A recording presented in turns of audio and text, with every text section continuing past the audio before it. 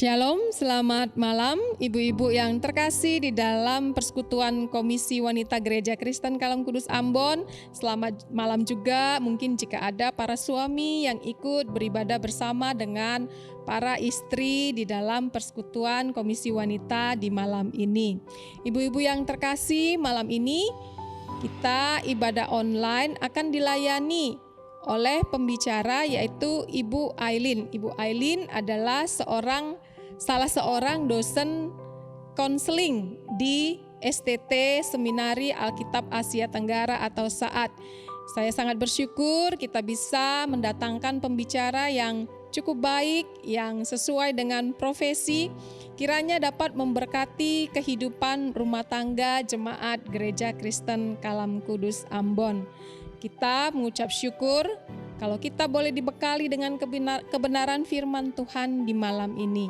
Biarlah ketika ibu-ibu dan para suami boleh diperlengkapi, saya merindukan kehidupan keluarga di dalam jemaat Gereja Kristen Kalam Kudus Ambon boleh semakin bertumbuh, boleh semakin dewasa, dan boleh mempertahankan cinta dan kasih di dalam ikatan keluarga, di dalam ikatan rumah tangga, di dalam ikatan janji pernikahan yang sudah diucapkan.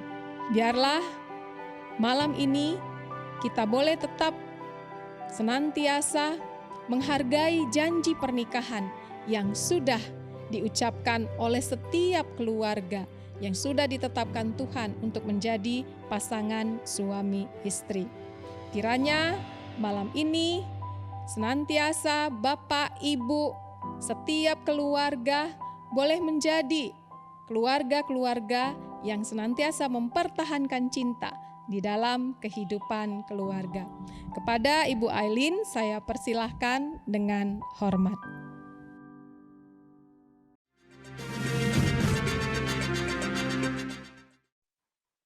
Shalom kaum wanita di Gereja Kristen Kalam Kudus Ambon.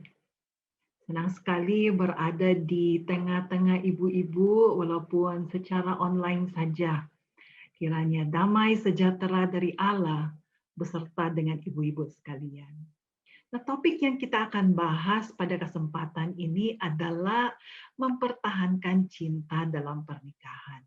Nah, ini topik yang tidak mudah dibicarakan sebenarnya karena ya ada beberapa alasan. Misalnya ya kita tidak nyaman membicarakan tentang cinta ketika kita sudah menikah.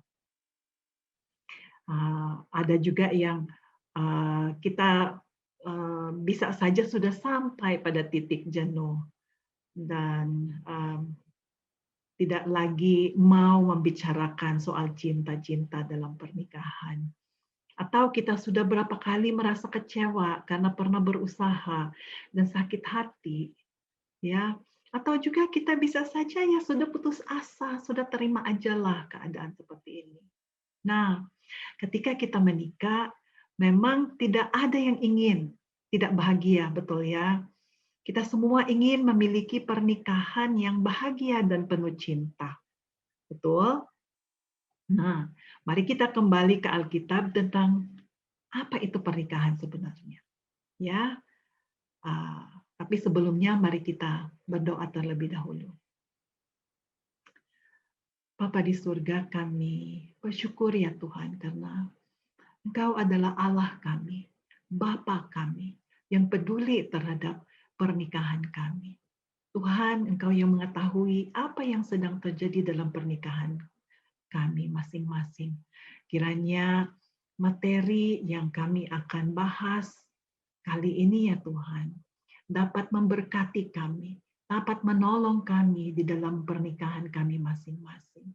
Engkau buka hati dan pikiran kami ya Bapa, supaya kami menerima apa saja yang Tuhan ingin kami pelajari, dan Engkau memberikan kekuatan kepada kami serta hikmat untuk mengaplikasikannya dalam kehidupan kami sehari-hari. Terima kasih ya Bapa. Di dalam nama Tuhan Yesus, kami berdoa dan bersyukur. Amin. Saya share screen terlebih dahulu. Oke. Ya, seperti yang tadi saya katakan, kita akan berbicara tentang mempertahankan cinta dalam pernikahan. Mari kita membuka satu bagian firman Tuhan di dalam Kejadian pasal yang kedua ayat 21 sampai 24. Dan saya akan bacakan untuk kita semua. Ya, Bapak Ibu atau Ibu-ibu bisa mengikuti membaca secara diam apa yang sudah ada di screen di layar ya. Kejadian 2 ayat 21 sampai 24. Lalu Tuhan Allah membuat manusia itu tidur nyenyak. Ketika ia tidur, Tuhan Allah mengambil salah satu rusuk daripadanya, lalu menutup tempat itu dengan daging. Dan dari rusuk yang diambil Tuhan Allah dari manusia itu, dibangunnyalah seorang perempuan. Lalu dibawanya kepada manusia itu. Lalu berkatalah manusia itu, inilah dia, tulang dari tulangku dan daging dari dagingku. Ia akan dinamai perempuan, sebab ia diambil dari laki-laki. Sebab itu, seorang laki-laki akan meninggalkan ayahnya dan ibunya dan bersatu dengan istrinya, sehingga keduanya menjadi satu daging. Kiranya Tuhan memberkati pembacaan firman-Nya. Saya tidak akan membahas ayat-ayat ini lebih dalam, ya. Tapi saya ingin ayat-ayat ini menjadi landasan pembahasan kita pada sore ini. Ibu-ibu yang dikasihi oleh Tuhan, ini adalah pernikahan yang pertama, ya, yang Allah sendiri menikahkan mereka, betul ya? Sebagai orang percaya, kita sudah tahu tentang hal ini, bahwa pernikahan berasal dari Allah. Menurut Alkitab, akar pernikahan bukanlah perjanjian antara manusia, melainkan ini adalah gagasan Tuhan sendiri, dan bahwa pernikahan adalah lembaga ilahi, ya, bukan lembaga manusia. Oleh karena itu, kita harus melestarikan dan menghormatinya apa yang telah diatur secara ilahi. Nah, frase menjadi satu daging di bagian terakhir bukan hanya merujuk pada terbentuknya satu keluarga baru, tetapi juga pada kesatuan seksual suami istri yang memungkinkan prokreasi keturunan. Ya, nah ini berarti ada suatu kedekatan tanpa adanya penghalang atau hambatan. Ya, suatu kedekatan, suatu kesatuan yang sangat intim. Nah, memang ini adalah desain dan rancangan Allah. Namun, ada bagian kita yang kita juga perlu kerjakan. Jika diaplikasikan dalam pernikahan kita sekarang, ada beberapa kepercayaan yang keliru, yang tanpa sadar kita pegang, namun mempengaruhi bagaimana kita itu memperlakukan pernikahan dan pasangan kita. Ya, dua di antara kepercayaan atau konsep-konsep ini adalah yang pertama, sadar atau tidak, kita percaya bahwa jika kita saling mengasihi, pernikahan kita akan bahagia selamanya. Nah, di belakang benak kita, kita percaya bahwa pernikahan yang bahagia adalah sesuatu yang kita dapatkan ketika kita menikah dengan pasangan yang kita cintai. Katanya, pernikahan adalah desain Allah. Berarti, jika kami saling mencintai, pernikahan kami akan bahagia. Nah, ibu-ibu, ini adalah keliru. Faktanya, pernikahan yang bahagia adalah upah kerja keras kita. Bukan sesuatu yang kita peroleh secara otomatis. Jadi ini bukan promo beli satu gratis satu. Bukan. Jika kita ingin pernikahan kita bahagia, nah kita harus bekerja keras memang untuk mewujudkannya. Memang Allah sudah merancang pernikahan itu, betul. Tapi manusia memiliki tugas dan tanggung jawab untuk melestarikannya dan membuatnya bahagia. Ya. Nah, konsep yang keliru ya, yang kedua adalah sadar atau tidak, banyak yang percaya bahwa Tuhan akan menciptakan pernikahan yang bahagia untuk anak-anaknya. Nah, faktanya adalah Tuhan tidak menghadiahi kita pernikahan yang bahagia, tetapi Ia mengaruniakan kita kemampuan untuk mewujudkan pernikahan yang bahagia. Dengan kata lain, Tuhan menciptakan kita dengan kemampuan tertentu untuk dapat berupaya sehingga pernikahan kita itu bahagia. Nah, berapa kali kami sekeluarga keluar makan ya, dan saya memperhatikan di meja-meja sebelah ada keluarga-keluarga lainnya. Para ayah biasanya berbicara dengan anak-anak, atau ibu berbicara dengan anak-anak.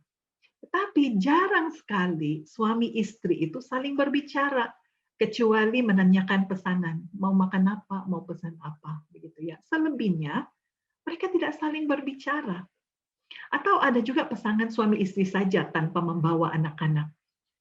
Namun keduanya bukannya ngobrol, melainkan sibuk dengan HP masing-masing. Nah, dari ini saya bisa simpulkan kemungkinan hal itu juga terjadi di dalam rumah mereka. Padahal dulu waktu masih pacaran, ngobrol seringkali nggak habis-habisnya. Bisa berjam-jam ngobrol. Nah, apa yang terjadi setelah pernikahan? Sehingga api cinta tiba-tiba menjadi padam. Seolah-olah tidak lagi ada kehangatan yang terlihat di antara keduanya yang dulunya sangat mencintai. Dalam materi ini kita akan melihat beberapa hal yang menyebabkan cinta itu sampai menghilang atau menjadi hambar setelah menikah. Sekurang-kurangnya ada 3 penyebab hilangnya cinta sehingga tidak lagi dirasakan setelah kita menikah.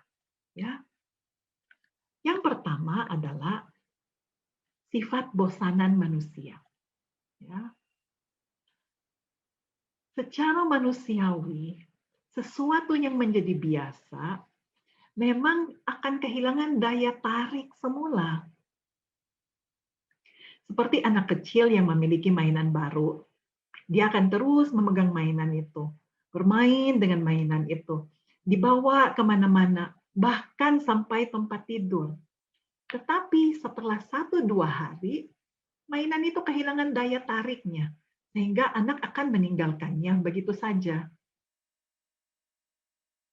Saya memakai ilustrasi ini untuk menunjukkan sifat bosanan kita, ya, manusia. Sesuatu yang memikat memang cenderung ada daya tarik yang sangat kuat sewaktu masih baru. Setelah waktu yang cukup lama, tidak peduli berapa indahnya atau menarik hal itu, biasanya lama-kelamaan tidak lagi memiliki daya tarik kepada kita. Ya, seringkali ini tercermin dalam hubungan suami istri sayangnya. Dan cinta kita memang adalah cinta yang sangat dipengaruhi oleh ketertarikan fisik, oleh kekeguman kepada apa yang kita lihat. Ya, sehingga setelah kita menikah, yang terjadi yang kita sangat kagumi tadinya menjadi biasa.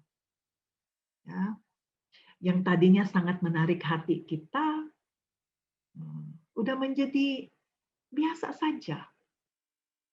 Nah, 2 hal ini, kekaguman dan ketertarikan, seringkali memang mengisi cinta kita kepada pasangan kita di awal-awalnya.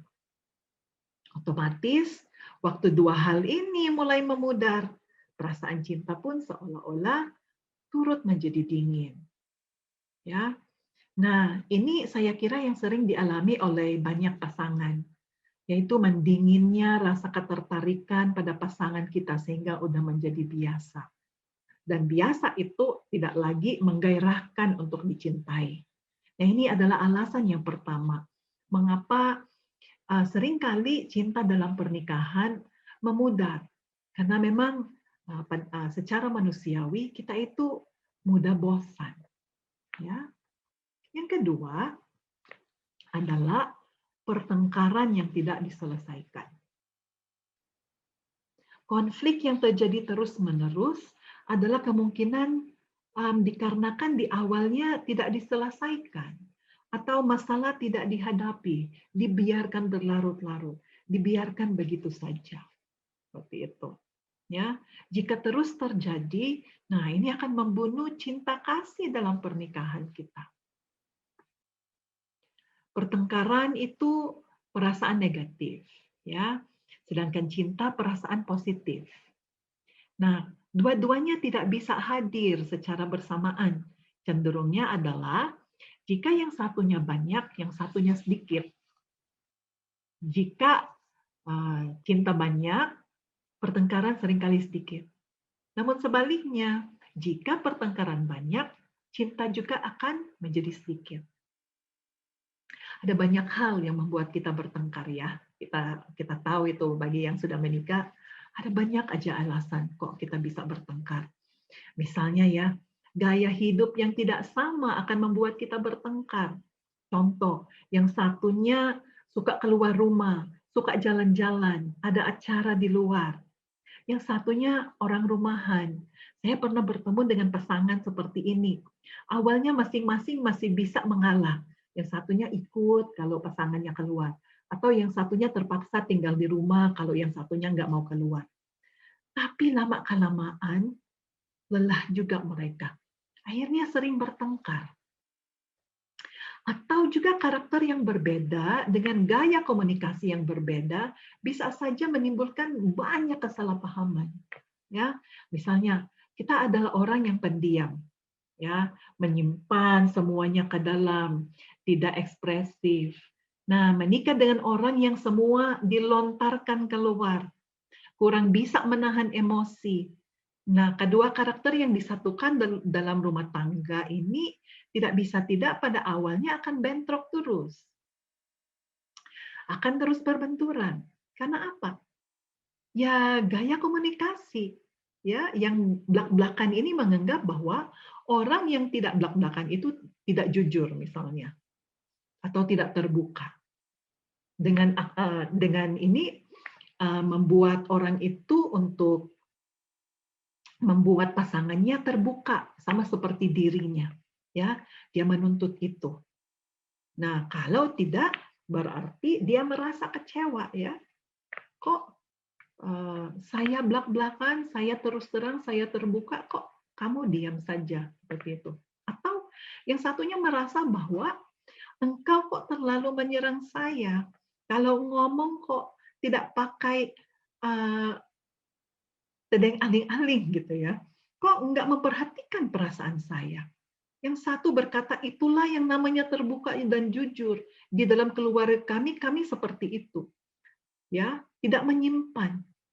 Nah, gaya komunikasi dan gaya hidup yang seperti ini pasti akan menimbulkan benturan. Ya, pertengkaran juga bisa terjadi sewaktu kebutuhan kita tidak terpenuhi atau sewaktu harapan kita dari pasangan kita tidak kita dapati, ya. Nah, kita akan marah gitu ya. Misalnya dia tidak melakukan apa yang kita ingini, apa yang kita minta, padahal kita sudah ngomong begitu ya. Nah, kalau begitu kamu nggak memenuhi kebutuhan saya balas.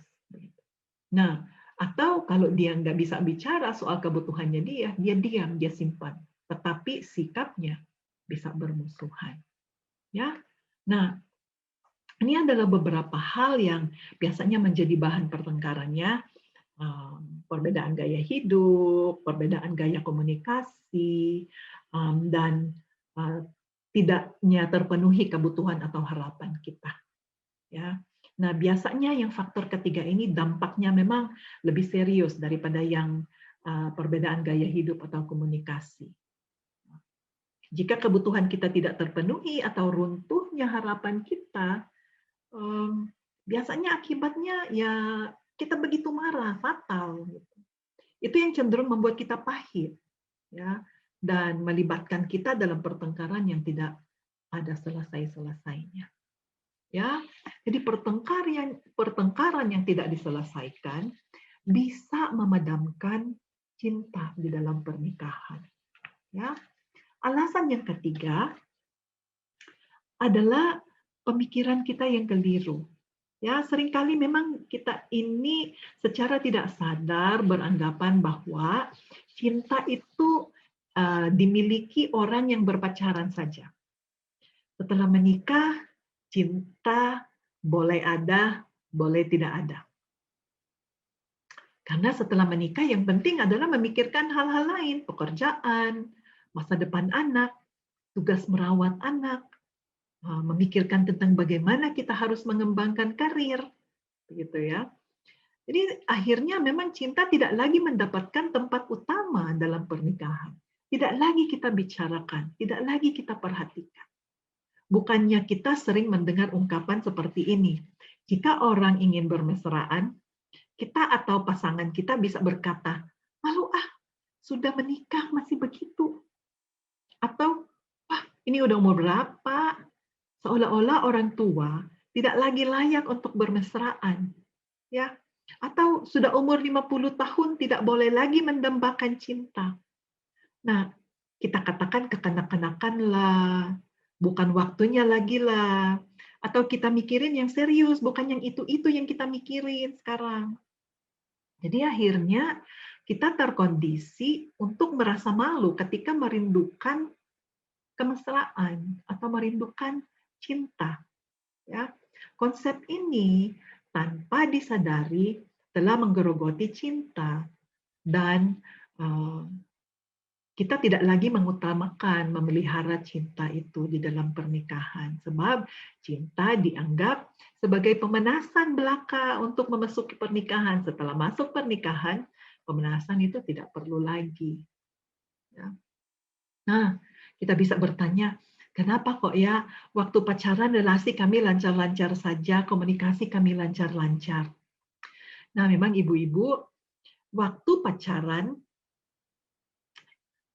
mungkin sudah ada pertengkaran, sudah ada perbedaan-perbedaan pendapat yang dirasakan. Namun kadarnya memang lebih kecil karena kita tidak tinggal bersama dan kita tidak harus mengambil keputusan yang besar-besar bersama. Jadi, dua orang yang dapat mengambil keputusan yang baik sendirian belum tentu dapat mengambil keputusan secara bersamaan dengan baik. Gitu. Waktu mereka tinggal serumah, waktu kita tinggal serumah, dan kita harus mengambil keputusan, kita harus berdiskusi, dan akan lebih banyak melihat hal-hal yang menjengkelkan. Kok orang ini begini sih, gayanya kok begitu sih, kok nggak mau dengarkan saya, dan sebagainya. Nah, ini kemarahan bisa muncul lebih cepat, ya, sehingga ya bisa bertengkar. Ya, nah, jadi bagaimana kita sebagai kaum wanita dan istri dapat menyikapi ini semua? Apakah kita bisa melakukannya sendirian? Memang untuk menghidupkan cinta kembali, ya diperlukanlah untuk kerjasama antara suami istri, antara kedua pasangan itu ya. Namun secara sepihak atau kita sendiri ada beberapa hal yang sebenarnya kita bisa lakukan, ya. Dan suami kita nanti akan mengikuti. Nah, kalaupun dia tidak mengikuti, kita tetap berusaha karena ini memang yang Tuhan inginkan. Ya, kita mempunyai tugas dan tanggung jawab untuk mempertahankan kesatuan cinta di dalam pernikahan kita. Ya, tapi sebelum kita ke tips-tips gitu ya, saya akan bahas dulu apa itu cinta sebenarnya sih. Ya, nah kita akan lihat dulu ya, cinta itu apa? Cinta itu mengandung 4 unsur atau 4 aspek, Pak Ibu ya. Nah, Ibu-ibu. Yang pertama adalah cinta ada unsur perasaan, ya. Cinta yang kita rasakan, ya.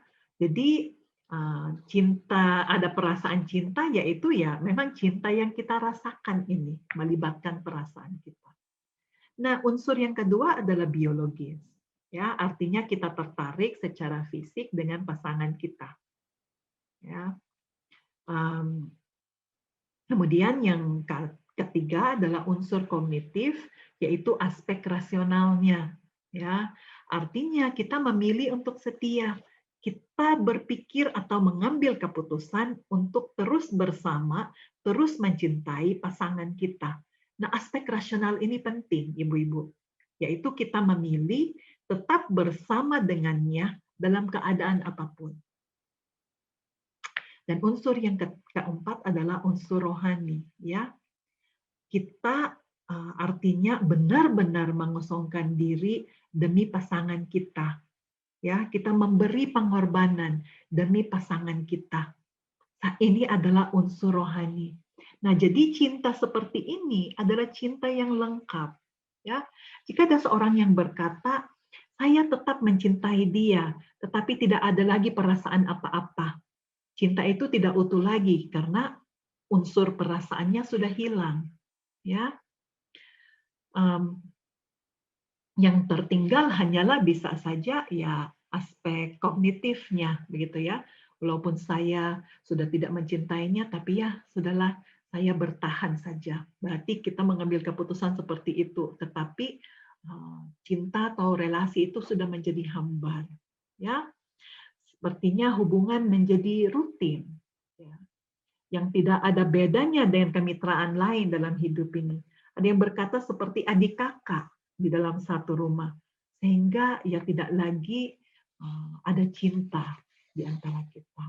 Ya, nah ini kita ingat karena nanti kita akan lihat di dalam beberapa hal yang kita bisa upayakan. Ya, nah, ada beberapa hal yang kita bisa upayakan, ibu-ibu ya, untuk mempertahankan cinta kita di dalam pernikahan.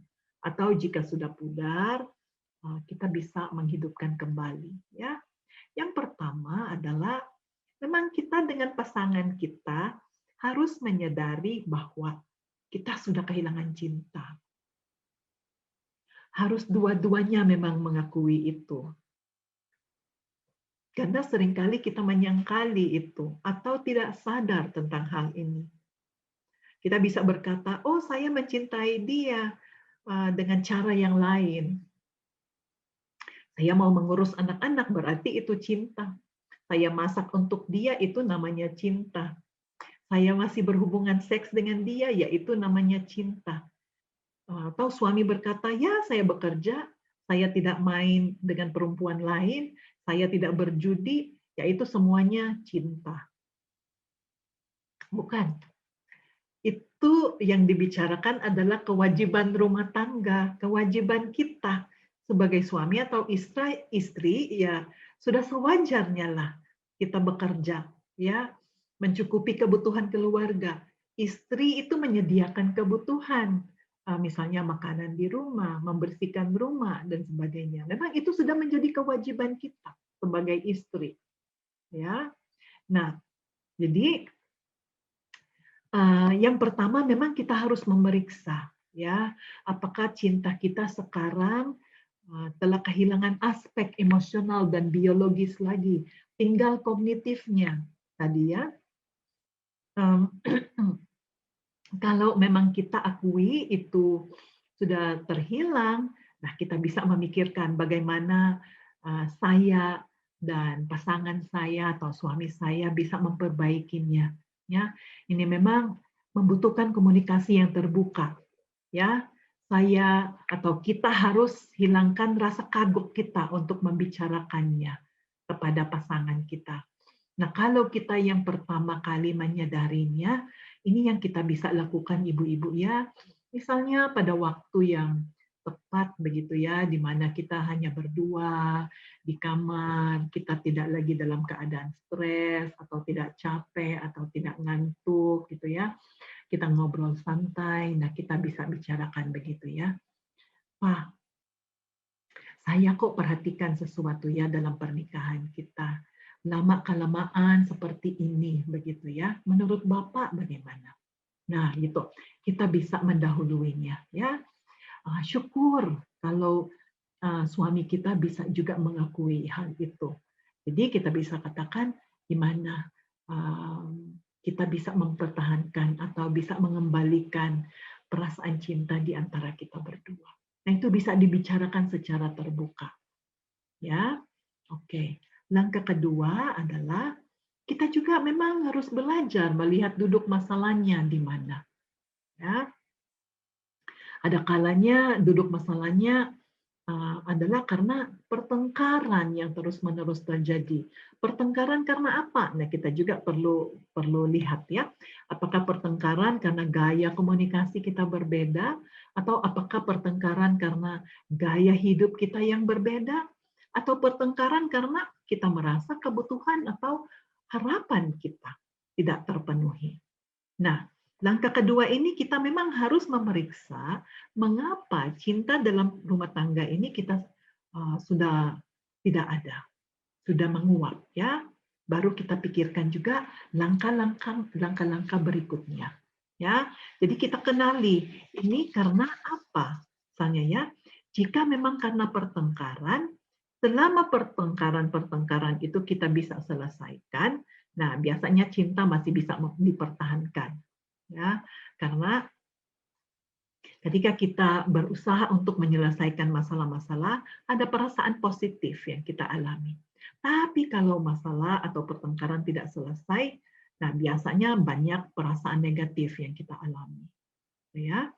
Nah, memang ada juga pertengkaran karena perbedaan gaya hidup itu tadi ya, gaya komunikasi. Nah, ini juga masih kita bisa sesuaikan, masih kita bisa selesaikan kok ya. Jadi melalui komunikasi yang terbuka dengan pasangan kita, kita juga bisa berkata kepada suami kita, kita ini berbeda sekali ya dalam hal berbicara, dalam berkomunikasi. Saya itu lebih seperti ini, engkau lebih seperti ini. Nah, bagaimanakah kita bisa menyatukan ini atau bagaimanakah kita bisa mencari jalan supaya gaya seperti ini tidak selalu menjadi pertengkaran, gitu ya. Nah, oleh karena itu, kalau memang ada seperti itu pertengkaran yang tidak diselesaikan, nah kita cepat-cepat berusaha untuk berkomunikasi dengan pasangan kita ya, dengan baik dan menyelesaikan perselisihan. Ya, kiranya kita lakukan ini ya ibu-ibu ya, supaya kita masih bisa selamatkan nih cinta ya di dalam pernikahan kita. Langkah yang ketiga adalah harus sering-sering memang mengungkapkan betapa berterima kasihnya kita kepada kehadiran pasangan kita, ya, bahwa dia adalah pemberian Tuhan kepada kita, ya, bahwa dia adalah orang yang diberikan kepada kita oleh Tuhan, orang yang terbaik yang Tuhan berikan kepada kita. Nah, ini penting ya. Kita memang harus pintar-pintar melihat sisi positif pasangan kita. Karena makin lama kita makin berfokus kepada sisi negatifnya. Tapi setiap orang mempunyai sisi positif, sebagaimana kita pun mempunyai sisi positif. Nah, kita memang harus pintar-pintar ya, ibu-ibu ya, untuk lebih berfokus tuh kepada sisi baiknya suami kita, pasangan kita. Ya, kita harus benar-benar menyoroti yang baik dan sering-seringlah kita mengutarakan betapa berterima kasihnya kita pada kehadirannya dalam kehidupan kita. Prinsipnya adalah kalau kita memulai berterima kasih, kita akan juga menerima kasih. Gitu. Sebaliknya, kalau kita tidak memulai dengan berterima kasih, nah kita akan mengakhirinya tanpa kasih. Jadi kata-kata terima kasih, pengucapan syukur karena engkau adalah suamiku, itu harus sering-sering memang kita ucapkan. Nah, kita orang Asia atau orang Indonesia itu kagok ya kalau memberi apresiasi kepada pasangan kita. Padahal kita butuhkan, kita sendiri senang sekali ketika kita menerima ucapan terima kasih, betul ya, menerima pujian, betul ya. Jadi kita harus memang lebih sering nih ucapkan terima kasih kepada pasangan kita. Ya, prinsipnya yaitu tadi ya, ketika kita menabur kasih, kita juga akan menuai kasih. Ya, ini ada beberapa langkah yang sederhana yang saya sampaikan, tapi kita lakukan dengan konsisten. Saya yakin membawa perubahan dalam kehidupan pernikahan kita. Ya, khususnya yang langkah ketiga ini, ya, Misalnya, saya juga sebagai istri belajar mengucapkan terima kasih kepada suami saya. Misalnya, ketika dia memberi uang kepada saya, uang belanja atau uang bulanan, saya bilang terima kasih ya. Kamu menjadi suami yang bertanggung jawab. Kamu penyedia yang baik bagi keluarga. Di awal-awalnya kagok gitu, tapi ya dicoba aja terus, dan menuai gitu ya, yang baik. Ketika saya berterima kasih kepada dia, dia juga berterima kasih kepada saya. Gitu. Saya juga katakan kepada dia, saya bersyukur kamu adalah suamiku, kamu adalah orang yang Tuhan berikan kepada saya. Saya bersyukur saya menikah dengan kamu. Walaupun kami nggak selalu akur loh, ada juga pertengkaran-pertengkaran. Tapi mengucapkan terima kasih dan mengapresiasi dia, itu membawa banyak perasaan positif di dalam kehidupan suami istri. Ya, jadi karena memang sifatnya manusia itu sekali lagi cepat bosan, bosan dengan lama dan ingin yang baru. Berarti di dalam pernikahan kita memang harus melihat pasangan kita dengan mata yang baru. Pada dasarnya pasangan kita itu lama-kelamaan fisiknya tidak lagi seperti semula. Ya, maka cinta kita seharusnya memang tidak berdasarkan pada fisik lagi, ya. Namun harus lebih berat pada yang bersifat rohani dan emosional. Kehadiran pasangan kita harusnya kita titik beratkan sehingga kita dapat terus menghargai keberadaannya. Nah, ini penting untuk kita ingat, Bu Ibu ya. Ini berarti bahwa setelah menikah, bertahun-tahun menikah, kita harus terus menyadari bahwa pasangan kita memang ini adalah pasangan yang tepat untuk kita. Kita fokus pada sifat-sifatnya yang baik, pada pengorbanannya, ya, pada kekuatannya. Nah, jika kita lakukan itu, kita akhirnya menyadari bahwa kita menikah pada orang yang tepat. Ya, kita menikah pada orang yang baik. Dan terutama, kebutuhan-kebutuhan kita sebenarnya dipenuhi olehnya. Mungkin ada kebutuhan-kebutuhan kita yang tidak terpenuhi olehnya. Dan itu memang wajar karena dia juga manusia. Tidak akan bisa memenuhi semua kebutuhan kita. Tetapi kita menikah dengan orang yang pemberian Tuhan ini, berarti kita menikah dengan orang yang tepat. Ya, ini akan membuat kita merasakan syukur dan berterima kasih bahwa kita berhutang padanya karena dialah yang mencukupi kebutuhan kita sehari-hari. Ya. Nah, ini akan menyegarkan cinta di dalam pernikahan kita. Jadi penghargaan itu memang harus kita ungkapkan kepada pasangan kita walaupun kecil. Tetapi ungkapan seperti ini akan mempertahankan bara cinta dalam pernikahan kita. Ya, kita sebagai orang Asia, nah itu ya, seperti yang tadi saya katakan, kita nggak terbiasa memberi apresiasi. Tetapi bukan berarti kita tidak bisa belajar untuk memuji dia, untuk memberi penghargaan, untuk berterima kasih kepada dia. Ya, nah, ibu-ibu yang dikasihi oleh Tuhan, firman Tuhan di dalam Matius 22 ayat 39 berkata, kasihilah sesamamu manusia seperti dirimu sendiri. Nah, ayat ini kita kenal dengan baik ya, betul ya. Dalam ayat ini Tuhan meminta kita untuk mengasihi atau mencintai sesama kita seperti kita mengasihi diri kita. Kaitannya dengan peristiwa-peristiwa cinta kasih yang telah mati ini atau pudar, Tuhan meminta dan memerintahkan kita untuk mengasihi. Itu mengasihi pasangan kita. Ya, tolok ukurnya adalah seperti kita mengasihi diri sendiri. Nah, bukankah kita orang yang lumayan sabar dalam mengasihi diri kita sendiri? Ya, kita adalah orang yang menoleransi kelemahan kita sendiri dan akhirnya tetap menyayangi diri. Gunakanlah tolok ukur ini, ya, tolok ukur yang sama untuk mengasihi orang lain.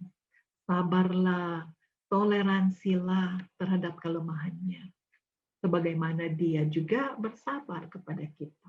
Atau kita sendiri bersabar pada diri kita dengan kelemahan-kelemahan kita. Ya. Nah, perintah ini seringkali kita getol laksanakan dengan orang lain. Kita pikir ini adalah orang-orang di gereja, orang-orang di luar. Kita lupa bahwa di rumah ada suami, ada anak, atau ada istri yang kita harus cintai sebesar-besarnya. Sama besarnya dengan kita mencintai diri kita sendiri. Nah, jadi memang Tuhan sudah menetapkan aturan main dengan jelas ya di sini, dan kita pun percaya tentunya Tuhan pun menghendaki agar cinta yang sudah tumbuh di dalam rumah tangga kita akan tetap terpelihara. Kiranya apa yang kita bahas pada kali ini dapat menolong ya, menyadarkan ibu-ibu kaum wanita di GKKK Ambon tentang keadaan pernikahan kita, menyadarkan kita tentang beberapa kepercayaan yang tanpa sadar kita pegang yang kemungkinan mempengaruhi bagaimana kita memperlakukan suami kita atau pernikahan kita. Ya, kemudian juga menyadarkan beberapa alasan mungkin ya yang terjadi di dalam kehidupan kita, kehidupan pernikahan kita, yang tanpa sadar juga udah menggerogoti cinta di dalam pernikahan kita. Dan di bagian akhir ada beberapa hal yang kita bisa upayakan untuk kita lakukan. Ya, kiranya Tuhan menolong kita semua untuk mengaplikasikannya di dalam kehidupan kita, di dalam pernikahan kita, dan kiranya nama Tuhan yang dipermuliakan. Ya, ibu-ibu yang dikasihi oleh Tuhan, mari kita berdoa.